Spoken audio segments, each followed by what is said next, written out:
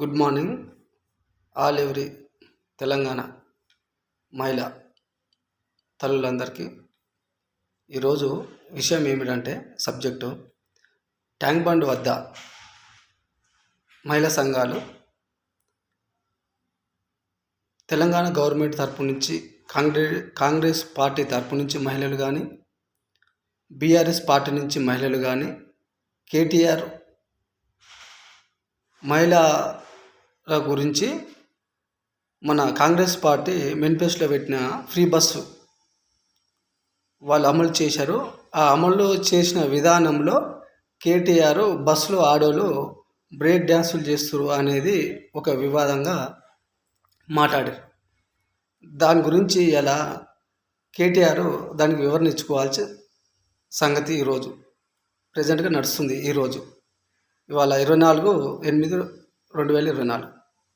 అయితే ఈ కేటీఆర్ పిలిచినారు అంటే అక్కడ విచారణ జరుగుతున్నట్టు ఈయన మాట్లాడిన విధానం బట్టి బీఆర్ఎస్ తరపు నుంచి కొంతమంది మహిళలు వచ్చినారు. ఫస్ట్ ఏమిటంటే ఈ సబ్జెక్టు, ఈ TV9 న్యూస్ వాళ్ళు ఎందుకు చెప్తున్నంటే పర్టికులర్గా TV9 ఒక మహిళని అడుగుతున్నారు. ఆమె ఏమంటుంది, ఆ మహిళ బస్సు ఫ్రీ అవసరం లేదు, మాకు 2005 కేటీఆర్ రేవంత్ రెడ్డి వేస్తున్నాడు, వాళ్ళు మేనిఫెస్టో పెట్టారు, అది బాగుంటుంది అన్నారు.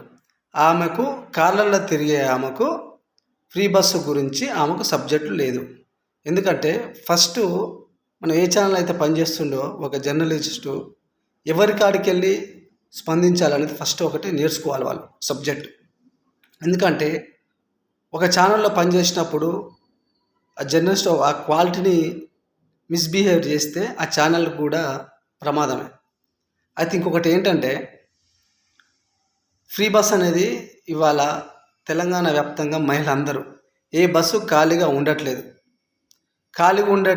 రద్దీ ఎక్కువైపోతుంది, ఫ్రీ బస్ తీసేయమని కొంతమంది మహిళలు అంటారు. అంటే గవర్నమెంట్ మీద అవగాహన లేక. ఈరోజు వీళ్ళు ఫ్రీ బస్సు పెట్టినాక ఏ ఒక్క బస్సు ఖాళీగా ఉండట్లేదు, మహిళలు సంపూర్ణంగా దాన్ని వినియోగించుకుంటారు.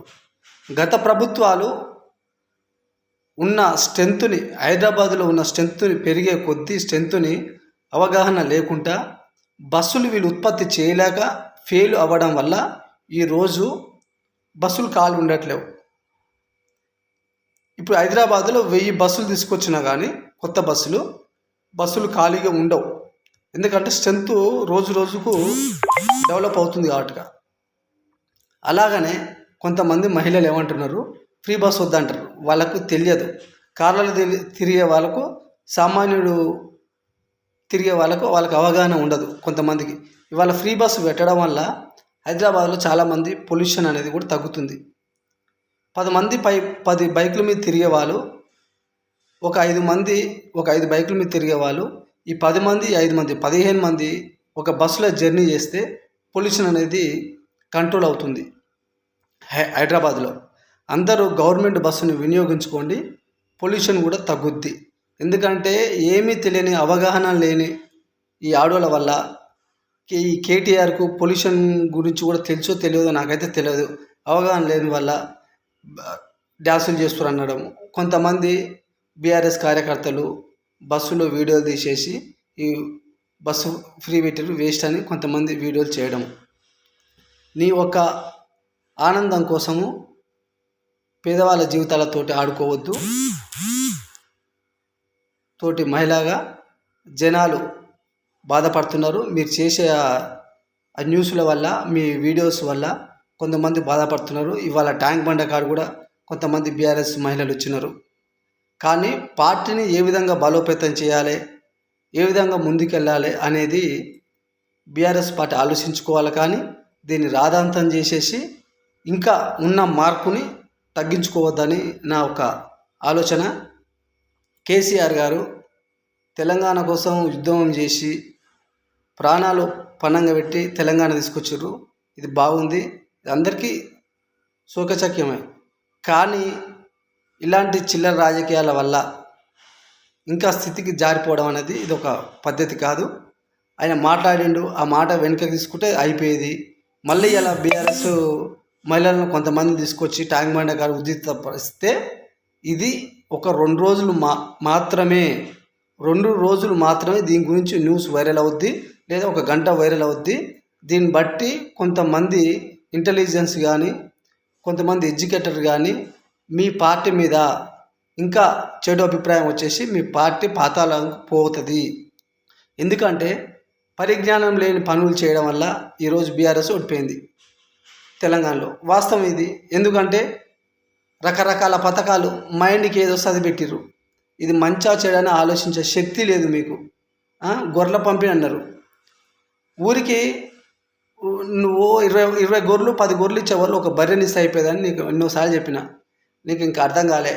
ఇంకా అదే పోకడబోతున్నారు మీరు. మరి మీ పోకడపోతే మీకు మీరే ఖరాబ్ చేసుకున్నట్టు మీ పార్టీని. నేను ఇంతకంటే ఎక్కువ వాడుస్తున్న నాకు మాట్లాడబుద్ధి కాదు. ఎందుకంటే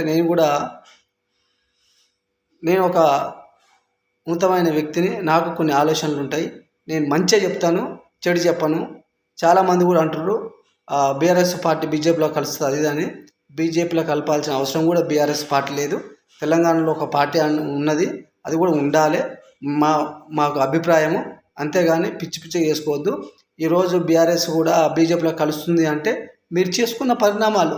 మీరు అలాంటి పరిణామాలు చేసుకున్నారు కాబట్టి జనాలు ఇలా అలాంటి ఆలోచనలతోటి మాట్లాడుతున్నారు మీరు. ఇది ఈ రాష్ట్రానికి కూడా మంచిది కాదు. రాష్ట్రంలో మొన్న రేవంత్ రెడ్డి అమెరికాలో పెట్టుబడుల గురించి మాట్లాడుతుంటే ఇక బల్కా సుమన్ అక్కడ ఏం మాట్లాడుతున్నాడండి? మొన్న బల్కా సుమన్ ప్యాకేజీల గురించి చేస్తున్నాడు, అది చేస్తున్నాడు, ఇది చేస్తున్నాడు మాట్లాడుతున్నాడు. ఇలాంటి వాళ్ళ వల్ల రాష్ట్రానికి పెట్టుబడులు వచ్చే కూడా పోయే ఛాన్సెస్ ఉంటాయి. ఈ చెత్తనంతా ఎరాలి. ఎందుకంటే కేసీఆర్ ఫస్ట్ సారి గెలిచిండు బాగుంది, సెకండ్ సారి గెలిచిండు బాగుంది. నువ్వు సెకండ్ సారి గెలిచి చెత్త అంతా ఎందుకు వేసుకున్నావు? నువ్వు ఉన్న చెత్తనంతా పార్టీలో కలుపుకున్నావు. ఏమైంది? ఎక్కువ వర్షం వస్తే నాలాలు మొత్తం చెత్త ఇరకపోయి నాలాల నుంచి బయటకు వచ్చేస్తుంది. నువ్వు చెత్త మొత్తం గూడుకున్నావు కాబట్టి ఆ చెత్తనే నిన్ను నాశనం చేసింది. ఆ పార్టీ నాశనం పడిపోయే కారణం చెత్తే. నీ చుట్టూ మొత్తం చెత్తం పెట్టుకున్నావు. గాలి వస్తే ఏమవుద్ది? ఆ చెత్త వచ్చి నీ కళ్ళలో పడుతుంది. ఇప్పుడు నీ పరిస్థితి కూడా అలానే అయ్యింది. ఇప్పటికైనా మేలుకొని పార్టీ బలోపేతానికి దోహదపడండి. హైదరాబాద్లో ఇవాళ మొత్తం ఎడ్యుకేషన్ మీద బిజినెస్ నడుస్తుంది. నేను గత ప్రభుత్వాలకు ముర్ర పెట్టుకొని చెప్పాను, అయినా ఇంకా అర్థం కాలేదు. ఓన్లీ ఎడ్యుకేషన్ మీద మొత్తం బిజినెస్ నడుస్తుంది. మొత్తం రాష్ట్రంలో ఈ తెలుగు రాష్ట్రాల్లో 2 రాష్ట్రాలు తెలుగు రాష్ట్రాల్లో మన ఇండియాలో ఏ రాష్ట్రంలో లేని అంత ఎడ్యుకేషన్ కల్చరు ఈ 2 రాష్ట్రాలలో ఉంది. ఇది మొత్తం బిజినెస్ అయిపోయింది. దీన్ని ఎలా అరికట్టాలనేది మీరు మాట్లాడుకోండి, అసెంబ్లీలో చర్చలు పెట్టుకోండి. అంతేగాని పనికిరాని అసెంబ్లీ అనేది దేవాలయం లాంటిది. పనికిరాని చర్చ అంతా అల్లబెట్టేసేసి మీరు టైం అంతా వృధా చేస్తున్నారు. ఇది వేస్ట్ సబ్జెక్ట్ ఇది. ఓకేనా dear friends? Okay, thank you.